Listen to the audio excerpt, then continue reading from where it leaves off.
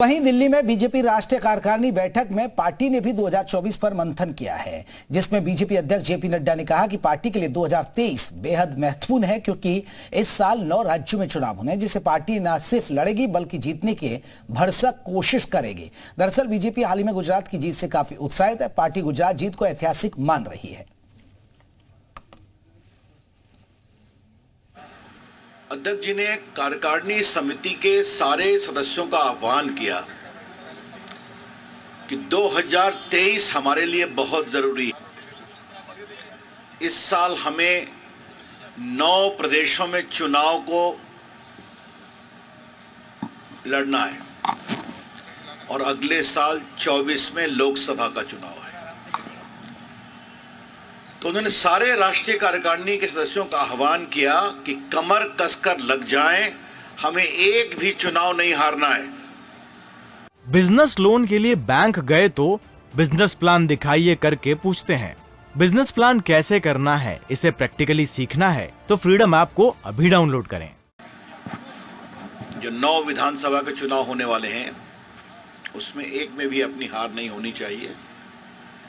इसलिए जहां हमारी सरकार है उसको मजबूत किया जाए और जहां हमारी सरकार नहीं है उसको और मजबूत किया जाए। तो बीजेपी ने 2024 की रणनीति पर प्लानिंग की है और बीजेपी का पूरा कुनबा, आपको बता दें, पूरी तरह जुटा हुआ। राष्ट्रीय कार्यकारिणी की बैठक दिल्ली के अंदर चली रही है। कल पीएम मोदी का रोड शो हुआ, सीएम योगी भी पहुंचे हुए हैं और यूपी पर खास फोकस है, आपको बता दें, राष्ट्रीय कार्यकारिणी की बैठक में, क्योंकि 80 लोकसभा सीटें आती हैं। वहीं समाजवादी पार्टी भी अपने स्तर पर अब एक्टिव नजर आ रही है। अखिलेश यादव भी अब एक्टिव नजर आ रहे हैं और शिवपाल यादव और अखिलेश यादव की 1.5 घंटे मुलाकात भी हुई है।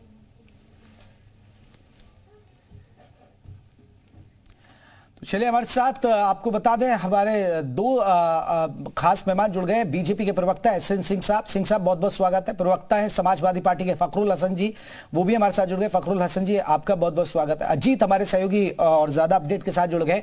अजीत, अब कहें मकर संक्रांति के बाद अब हर दल कहीं ना कहीं मिशन 2024 के तैयारियों में जुट गया है। जहां बीजेपी की राष्ट्रीय कार्यकारिणी की बैठक है, सीएम योगी भी वहां डटे हुए हैं, बीजेपी के प्रदेश अध्यक्ष पहुंचे हुए हैं, दोनों डिप्टी सीएम पहुंचे हुए हैं और यूपी खास फोकस में रहने वाला, क्योंकि 80 सीटें। वहीं सपा की भी बैठकों का दौर चल रहा है, चाचा और भतीजे की बैठक हुई।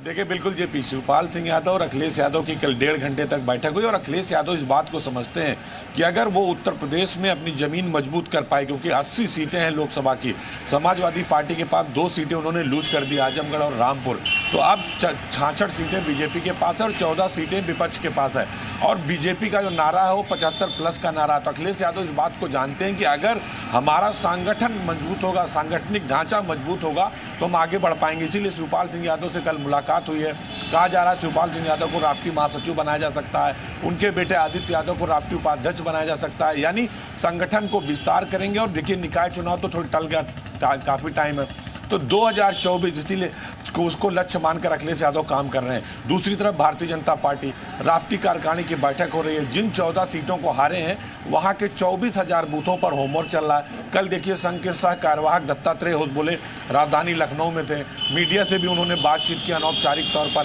तो बूथ लेवल पर गाँव-गाँव संघ जा रहा है, हर गाँव में संघ अपनी शाखा लगाएगा, लोगों से बातचीत करेगा। दिल्ली की कार्यकारिणी बैठक में यूपी पर सबसे ज़्यादा फोकस है। योगी आदित्यनाथ एक बड़ा ब्रांड है, चेहरा है, हिंदुत्व का चेहरा है, लॉ एंड ऑर्डर, निवेश, एक पूरे देश में उनका एक जो चेहरा बीजेपी आगे कर रही है लगातार। इसके साथ दोनों डिप्टी सीएम बीजेपी के प्रदेश अध्यक्ष भूपेंद्र चौधरी। तो ये मानकर चलिए, क्योंकि ये कहा जाता है कि जो यूपी जीता वो दिल्ली जीत जाता, दिल्ली की जीत का रास्ता साफ हो जाता। हालांकि बीजेपी और पार्टियों से एक कदम आगे, उनका सोशल मीडिया सेल, उनका आईटी सेल, अभी आईटी सेल का बाकायदा उनकी बैठकें होनी है, बूथ लेवल पर व्हाट्सएप ग्रुप चलाए जाएंगे, यानी डिजिटल की तरफ भारतीय जनता पार्टी बढ़ रही है। डिजिटली चुनाव लड़ने की तरफ बढ़े, क्योंकि हर हाथ में मोबाइल है, हर आदमी सोशल मीडिया पर है। तो निश्चित तौर पर बीजेपी समाजवादी पार्टी से तो मजबूत दिखती है सोशल मीडिया और आईटी सेल पर, लेकिन दोनों ही दल पूरी ताकत लगा रहे हैं, क्योंकि अब इसी साल 9 राज्यों के विधानसभा चुनाव होने हैं जेपी, तो उसको लेकर भी भारतीय जनता पार्टी बड़ी रणनीति बना रही। देखिए, आप अभी बीजेपी के बड़े नेता कह भी रहे कि हमको चुनाव कहीं नहीं हारना है। अमित शाह भी यही बार बार कहते हैं हमको बूथ प्रमुख से लेकर पन्ना प्रमुख, यानी अगर एक पन्ने पर 20 वोटर हैं तो उसका एक अगुवा होगा, एक आदमी को जिम्मेदारी दी जाएगी। एक घर में अगर 10 लोग हैं, 10 लोगों में 8 लोगों के पास मोबाइल है तो वो मोबाइल बूथ अध्यक्ष के पास होगी और बूथ अध्यक्ष एक ग्रुप बनाएगा, यानी हर गांव सभा, हर ग्राम पंचायत, हर राजस्व गांव, हर ब्लॉक, हर जिला, हर मंडल, तो बड़ी तैयारी भारतीय जनता पार्टी कर रही है। तो अखिलेश यादव भी पीछे नहीं है उसमें, वो भी ये जानते हैं कि अगर लड़ाई लड़ना है तो सड़क पर आना होगा, संगठन को मजबूत करना होगा, इसीलिए वो चाचा शिवपाल को जिम्मेदारी देने जा रहे हैं, क्योंकि मुलायम सिंह के समय में भी शिवपाल सिंह यादव ही संगठन को बिल्कुल। हम लौटेंगे अजीत आपके पास, हमारे साथ दो खास मेहमान भी जुड़े हुए हैं। पहले मैं फखरुल हसन जी आपका रुख कर लेता हूं। सर, चाचा और भतीजे की मुलाकात हुई और देखिए बड़े लंबे वक्त बाद ये बातचीत हुई है, करीब 1.5 घंटे की मुलाकात, तो क्या बात हुई? क्या मिशन 2024 या चाचा को अभी सेट करने की बात हुई है? देखिए, आदरणीय शिवपाल यादव जी समाजवादी हैं और बड़े नेता हैं, उनको बड़ी जिम्मेदारी दी जाएगी और ये पार्टी समाजवादी पार्टी आदरणीय शिवपाल यादव जी की है। तो आदरणीय अखिलेश यादव जी और आदरणीय शिवपाल यादव जी ने 2024 के लोकसभा चुनाव के और संगठन विस्तार होने जा रहा है, क्योंकि संगठन जिले स्तर लेके कमेटी बनने जा रही, उसकी चर्चा की है और आने वाले समय में भूमिका क्या होगी कि ये शिवपाल यादव जी बैठ के इस बात पे जरूर चर्चा हुई कि चाचा क्या चाहते हैं और क्योंकि चाचा की पार्टी है, चाचा जो फखरुल जी बीजेपी को चुनौती दे पाएंगे आप लोग 2024 में? देखिए, अभी बाई इलेक्शन हुआ, मैनपुरी में भारतीय जनता पार्टी 2,88,000 वोटों से हारी है और समाजवादी पार्टी के अध्यक्ष आदरणीय अखिलेश यादव जी, उससे पहले रामपुर आजमगढ़ भी हुआ था। नहीं, मैं आ रहा हूँ, उसी पे आ रहा हूँ। मैंने आदरणीय अखिलेश यादव जी ने कह दिया है कि जो मैनपुरी का मॉडल था, मैनपुरी का मॉडल ये था कि हम लोग कह रहे थे कि आप गली गली घूम रहे हैं, तो आने वाले चुनाव में हम जनता के बीच में हर गली, उत्तर प्रदेश की गली में समाजवादी पार्टी के लोग जाएंगे और भारतीय जनता पार्टी की जन विरोधी नीतियों के खिलाफ, जो भारतीय जनता पार्टी की सरकार ने वादे किए थे, जो मैनिफेस्टो इनका 2014 का है, 17 का है, 19 का है, 22 का है, हम उन मैनिफेस्टो को लेके जाएंगे और हम पूछेंगे कि ये वादे आपसे जनता से किए थे, बताइए ये वादों कहाँ पूरे हुए? रोजगार का वादा, जो किसानों से वादा किए थे, नौजवानों से वादा किया था, मजदूरों किसानों से वादा किया था, वो वादे पूरे नहीं हुए। तो हम तो भारतीय जनता पार्टी के सिंह साहब अब अखिलेश यादव ने एसी दफ्तर छोड़ दिया है और चाचा भी साथ आ गए, तो चुनौती आसान है आपके? नहीं है कि आपको लग रहा है कि चुनौती बहुत आसानी से निकाल लेंगे आप, जो टारगेट 80 सीटों का लेकर चल रहे हैं? और मैनपुरी जीतने के बाद तो इनके हौसले बुलंद है। कोई चुनौती नहीं है, खास करके ऐसी पार्टी से जो प्राइवेट लिमिटेड कंपनी वाली पार्टी हो। और अभी हमारे भाई ने कहा, हम तो कभी ऐसा इच्छा भी नहीं व्यक्त करेंगे कि एक मजबूरी वाला चुनाव आप लड़े, श्रद्धांजलि और सहानुभूति वाला चुनाव लड़े, जिसको लेकर आप कह रहे थे कि हम तो मैनपुरी, मेरे आवाज इको हो रही है साहब जी, चलिए इको आ रही है, जरा सिंह साहब की आवाज सही कराइएगा। कभी नहीं चाहूंगा, हम तो ये चाहेंगे कि आप जो है विपक्ष हैं, और निश्चित तौर पे जो सत्ता पक्ष का कार्य, विपक्ष का भी कार्य, अगर सत्ता पक्ष कोई गलत कार्य करता है तो आप आवाज उठाइए, लेकिन क्या आप तो रिश्ते की सिर्फ बात करते हैं? चाचा और भतीजे का रिश्ता तो संसार में सर्वविदित है कि एक चाचा, भतीजा, माता, पिता सब लोग होते हैं संसार में, सब लोग एक दूसरे से मिलते जुलते हैं, लेकिन जो मजबूरी और मतलब के रिश्ते होते हैं वो चुनावी चर्चा, वो राजनीतिक खबर बन जाते हैं। नहीं तो चाचा और भतीजे से तो मुलाकात होती है, एक बात। दूसरी बात, 2014 के बाद उत्तर प्रदेश का इतिहास और भूगोल बदल गया।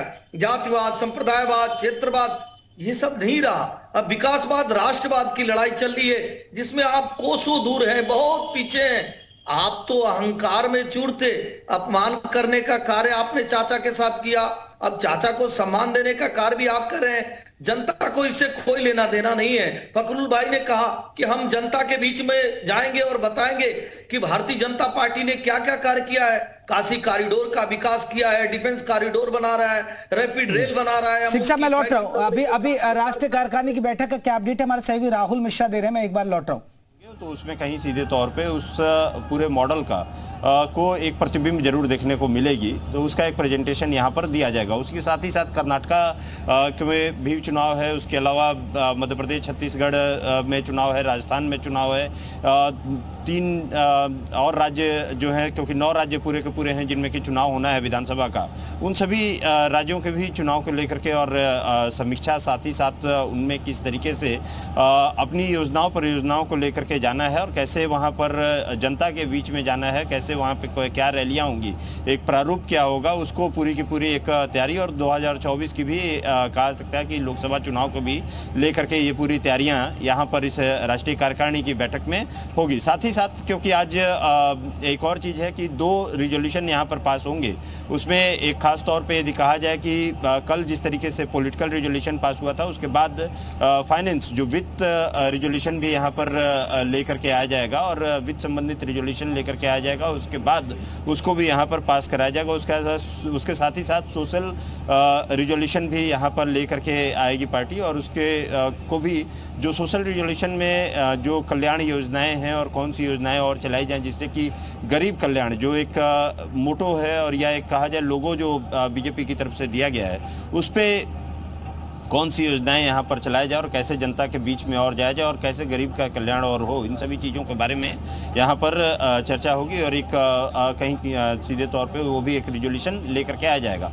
G20 क्योंकि अगुवाई देश है तो G20 के बारे में भी आज इसमें चर्चा होनी है कि G20 को लेकर के किस तरीके का प्रारूप, क्या वहाँ पर कैसे करना है, कहाँ क्या एक रोड मैप रहेगा, इन सभी चीज़ों के बारे में भी यहाँ पर राष्ट्रीय कार्यकारिणी की बैठक में चर्चा होगी। आज अंतिम दिन है, उसके साथ ही प्रधानमंत्री क्योंकि रहेंगे और कल जिस तरीके से क्योंकि राष्ट्रीय अध्यक्ष JP नड्डा की तरफ से जी चले सिंह साहब, एक बड़ा सवाल है। आप कह रहे हैं जीत का दावा आप ठोक रहे हैं, 80 सीटों पर आप जीत का दावा ठोक रहे हैं और आप कह रहे हैं कि समाजवादी पार्टी कोई चुनौती नहीं है। लेकिन देखिए, मैं मुख्य मुद्दों की बात करूं, अगर हम केंद्र के मुद्दों की बात करें, सर आपसे जवाब तो पूछा जाएगा ना, कितने रोजगार दिए। अब इन्वेस्टर समिट्स आप खूब करा रहे हैं, समाजवादी पार्टी पूछेगी ना कितने उद्योग धंधे लगे और कितने निवेश आ गया, ग्राउंड जीरो पर कितना दिखा। ये इन तमाम सवालों के तो आपको जवाब देने ही होंगे ना। जयप्रकाश जी, बिल्कुल पूछा जाना चाहिए, क्योंकि हम सरकार में है, सत्ता में है और कार्य करने की जिम्मेदारी हमारी है और जनता ये जान रही। इसी नाते जनता 37 साल बाद उत्तर प्रदेश के इतिहास को बदलते हुए पुनः उसकी सरकार बनाई जिसकी सरकार थी। क्योंकि अगर हम 5 लाख रोजगार दे रहे हैं और डेटा वाइज रोजगार दे रहे हैं, उसके बाद बुनियादी ढांचे में विकास कर रहे हैं, उससे अप्रत्यक्ष 20 लाख रोजगार उत्पन्न हो रहे हैं और जो बड़ी कंपनियां यहाँ पे निवेश कर रही हैं, या डिफेंस का कॉरिडोर बन रहा है या रैपिड रेल बन रहा है, उसके माध्यम से भी रोजगार दे रहे हैं। जो कल कारखाने, हॉस्पिटल, मेट्रो, ये सब जो भी कार्य होता है उससे रोजगार मिलता है। और आपके चैनल के माध्यम से, सभी चैनलों के माध्यम से दिखाया गया था कि जब काशी कॉरिडोर का विकास हुआ है तो इस बार 22% रोजगार में वहां वृद्धि हुई है। वहां जो ट्रेजरी चलान वाला रोजगार, जयप्रकाश जी, केवल रोजगार नहीं होता है, स्वतः रोजगार, ऐसा रोजगार जो आपके आय को बढ़ा दे, जो आपके परिवार के आय को बढ़ा दे, ऐसा रोजगार देते हैं। आज देश की अर्थव्यवस्था में उत्तर प्रदेश दूसरे नंबर की अर्थव्यवस्था कैसे बना है? रोजगार देने के कारण बढ़ा हुआ है। आज बेरोजगारी दर 17% से घट के 2.9 कैसे हुई है? क्योंकि उत्तर प्रदेश में विकास के कार्य हो रहे हैं। निश्चित तौर पे विपक्ष को सवाल सिंह साहब, मैं लौटूंगा मैं फखरुल हसन जी से भी मैं पूछूंगा कि उनके क्या मुद्दे होंगे। पहले मैं अजीत का रुख कर लेता हूं। अजीत, अगर हम बात करें, क्योंकि अब 2024 का बिगुल बज चुका है, सभी दल अपनी अपनी तैयारी में, और कल देखिए रोड शो हुआ प्रधानमंत्री नरेंद्र मोदी का, उससे एहसास है कि ये 2023 में भी जो 9 राज्यों में जहां चुनाव होंगे और उसके अलावा मिशन 2024 की तैयारी। लेकिन अगर हम यूपी के नजरिए से देखें, हालांकि केंद्र के मुद्दे बहुत हावी होते हैं लोकसभा चुनाव में, क्योंकि केंद्र की जो परियोजना है, हाईवेज हैं, जो यहां पर चीजें बनाई गई हैं, डिफेंस कॉरिडोर आ रहा है, बहुत सारे प्रोजेक्ट्स हैं, उसको लेकर यह चुनाव होगा। लेकिन आपको लग रहा है कि यूपी के भी बहुत सारे ऐसे मुद्दे होंगे जिस पर यह चुनाव होगा? देखिए, बिल्कुल जेपी, यूपी के बहुत सारे ऐसे मुद्दे होंगे जिस पर ये चुनाव होगा। और देखिए, 2 चीजें बता दूं, 2019 के लोकसभा चुनाव में समाजवादी पार्टी का बीएसपी से गठबंधन था। बीएसपी 10 सीटें जीती थी, समाजवादी पार्टी 5। इस बार बीएसपी ने कहा कि वो अकेले अपने दम पर चुनाव लड़ेगी। तो विपक्ष के लिए बहुत ही मुश्किलात होने वाला सामने आने वाला। दूसरा, उत्तर प्रदेश की अगर आप बात करें तो यहाँ काशी, अयोध्या, मथुरा, चित्रकूट ये जरूर पब्लिक के जहन में रहता है। और चूंकि विपक्ष बार बार मुद्दा उठाता है, राम मंदिर को लेकर बार बार मुद्दा उठता है, तो जब उत्तर प्रदेश का चुनाव आएगा तो देखिए, पिछला चुनाव 2022 में पहली बार ऐसा चुनाव हुआ था उत्तर प्रदेश के इतिहास में जब कानून व्यवस्था के मुद्दे पर सरकार रिपीट की है। यानी सुशासन सबसे बड़ा मुद्दा होगा, लॉ एंड ऑर्डर सबसे बड़ा मुद्दा होगा। आपको याद होगा, चाहे 2017 की बात करें, चाहे 2012 की बात करें, मायावती की सरकार कानून व्यवस्था खराब होने की वजह से चली गई थी। समाजवादी पार्टी भी कानून व्यवस्था के मुद्दे पर सत्ता से बाहर हो गई थी। लेकिन बीजेपी पहली बार 2022 के विधानसभा चुनाव में लॉ एंड ऑर्डर यानी कानून व्यवस्था, महिला सुरक्षा के मुद्दे पर महिलाओं ने सबसे ज्यादा वोट भारतीय जनता पार्टी को किया। तो निश्चित तौर पर यह मानकर चलिए, जब उत्तर प्रदेश का चुनाव होगा, सबसे बड़ा सूबा है, 80 लोकसभा सीटें हैं और यहाँ 66 अभी भारतीय जनता पार्टी के पास है। तो ये मानकर चलिए कि उत्तर प्रदेश का जब चुनाव होगा तो स्थानीय मुद्दे तो होंगे, लेकिन चेहरा, सियासत में चेहरे के बहुत मायने होते हैं। योगी आदित्यनाथ यहाँ मुख्यमंत्री हैं, प्रधानमंत्री मोदी की रैलियां होंगी 20 जनवरी से। देखिए, इसकी स्टार्टिंग है। वही मैं कह रहा था कि और पार्टियां पीछे हो जाती हैं। 20 जनवरी को जौनपुर और गाजीपुर में जेपी नड्डा रैली करने जा रहे हैं, 30 जनवरी को अमित शाह सहारनपुर में रैली करने जा रहे हैं। केंद्र का हर एक मंत्री उत्तर प्रदेश के अलग अलग जिलों में प्रवास करेगा। यानी 20 जनवरी से शुरुआत हो जा रही है। बाकी पार्टियां अभी अपनी रणनीति नहीं बना पाई हैं, अभी केवल बैठकें कर रही हैं। तो इससे आप अंदाजा लगा लीजिए कि उत्तर प्रदेश का जब चुनाव होगा लोकसभा का 2024 का, तो कानून व्यवस्था, सुशासन, महिला सुरक्षा, ये सब सबसे बड़ा मुद्दा होगा। ठीक है हसन साहब, आप पे मुद्दा क्या है? क्योंकि देखिए, बीएसपी ने तो हाथ खड़े कर दिए कि हम एकला चलेंगे। कांग्रेस के साथ तजुर्बा आपने देख ही लिया, उसके साथ कुछ अच्छा अनुभव रहा नहीं है। वैसे ही कांग्रेस यहां वजूद की लड़ाई लड़ रही है। रहा केंद्र के बहुत सारे मुद्दे हैं, केंद्र की बहुत सारी योजना ये गिना रहे हैं, जहां पर सिंह साहब गिना ही रहे थे। तो आप पर तो मुझे लगता है एक आध मुद्दा ये नजर आता, आवारा पशुओं का। ये मुद्दा मुझे अच्छा लगता है। इस मुद्दे पर अगर आप थोड़ा बहुत कर सके तो ये अच्छा। हालांकि लोकल इश्यूज है, लेकिन बड़ा दमदार मुद्दा नजर आता है। आपको अगर रोजगार मुद्दा नजर नहीं आता कि सड़कों पे सर ला रहे हैं, तो कह रहे 15 लाख करोड़ के निवेश तो प्रस्ताव मिल चुके हैं इनको। मैं इस समय दूसरे ऑफिस में मेरे पास पेपर रखे हैं। हाँ। नहीं तो हम आपकी डिबेट खत्म कर देते हैं। जो एमओयू साइन करने की बात करते हैं, ये उसको निवेश मानते हैं। 2017 तक से अब तक के मैं इनसे पूछ लेता कि जमीन पे इनका कितना निवेश आया है। आपको बता दूं कि उत्तर प्रदेश की जो सरकार है, देश की सरकार है, इनके पास एक झूठ बोलने वाला, प्रोपेगेंडा खड़ा करने वाला विभाग है पूरा। और पूरी तरीके से भारतीय जनता पार्टी केवल झूठ पे चुनाव लड़ती है। हमारे अभी आपके साथी हमारे मित्र है अजीत भाई कह रहे थे कानून व्यवस्था को उत्तर प्रदेश की सरकार रिपीट हो गई।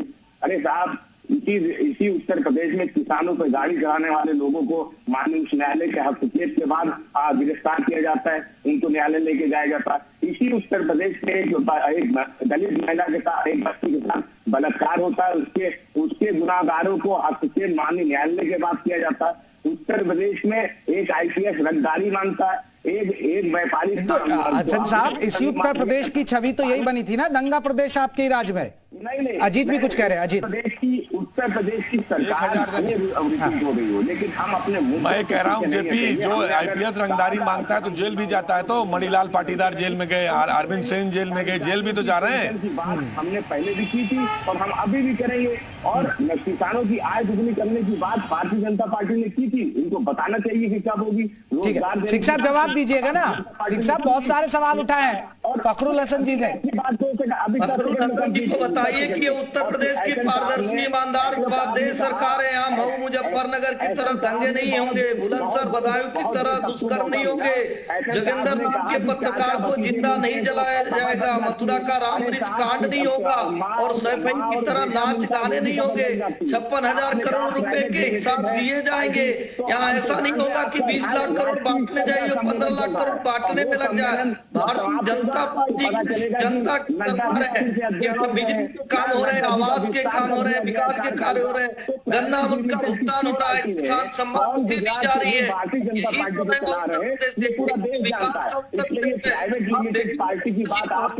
हसन साहब आपकी बात का जवाब दे रहे हैं। सिंह साहब एक एक करके करेंगे तो अच्छी बात है, हमारे दर्शकों को समझ में आएगी। मैं जवाब ले लेता हूं। आपने जितने सारे आरोप ले सर, निवेश कहाँ है?